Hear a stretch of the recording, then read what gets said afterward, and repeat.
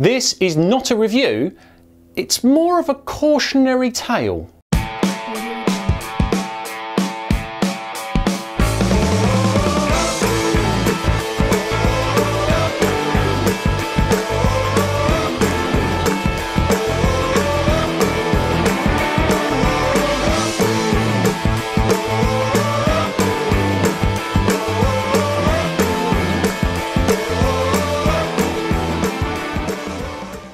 The Hoka Challenger ATR3.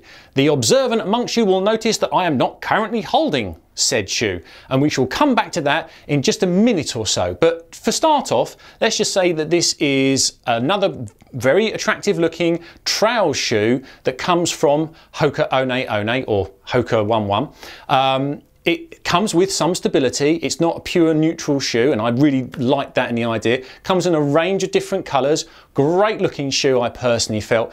As regards to the trails, it's not super aggressive, but it's got a decent amount of grip from the sole. I would think of it very much as kind of good for buffed out trails.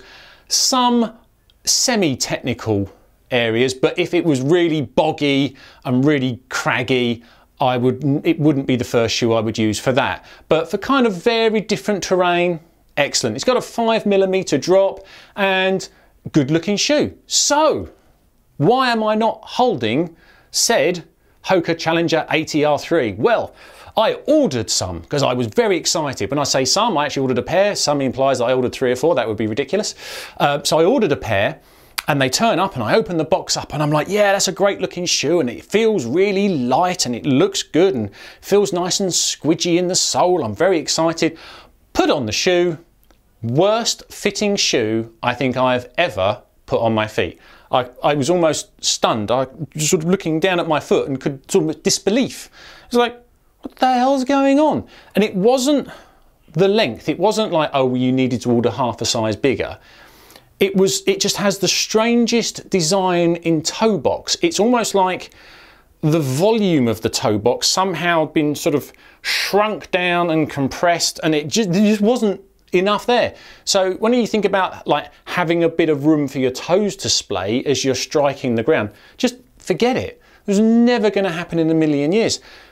If you're thinking about buying the ATR3, and I'm not saying it's a bad shoe, what I am saying is you probably need a narrow foot for it to work and probably very small toes or just a very unique foot shape. So if you're thinking about getting one, you don't just order it online. Go to a shop, try it on, move around in it. It is a very unusual fitting toe box. For me, I just literally shoved them straight back in the box and sent them straight back. Just immediately. If I'd had a bit more sense, I would have actually filmed this holding them, but I was so disappointed. I put them straight in the post and that's it. And of course I have to pay for sending them back, so this is why I'm doing a cautionary video, just to warn you guys, try it on. Don't buy it online, try it on first. Now, interestingly, Hoka have just released the Speedgoat 2.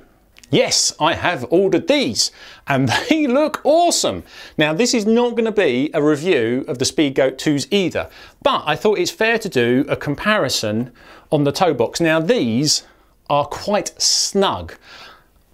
They're better than the ATR3 in the fitting. And by the way, I gather that the ATR2 was even more bad in terms of fitment than the ATR3. So if you see some ATR2s like at a discounted price, you still want to try those on as well, possibly even more so than the ATR3s. But the Speedgoats, this is super cushioned. I mean, this foam here, there's loads of it, mega cushioning, but I don't really want to get into that now. The fitting is definitely a snug shoe.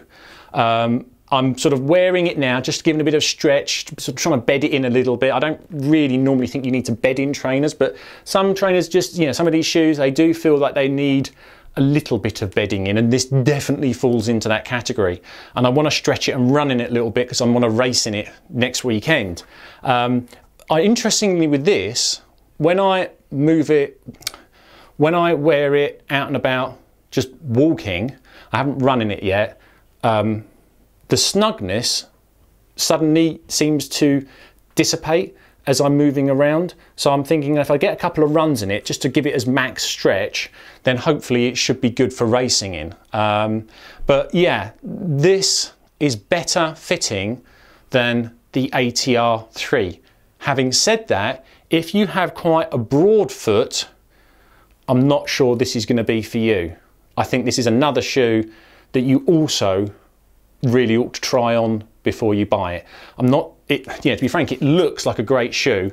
It's got very grippy outsole, great looking. If you like Hokas, you're probably going to like this, but it's compared to, say, my Speed Instincts from Hoka, they fit beautifully straight out of the box. This, very, very different. So just a cautionary tale on both of them, but there is a little bit more space in this. Once I've done the race and once I've done some runs on it, I will be doing a review on this bad boy as well. And with that, thanks for watching. I'll see you on the next one.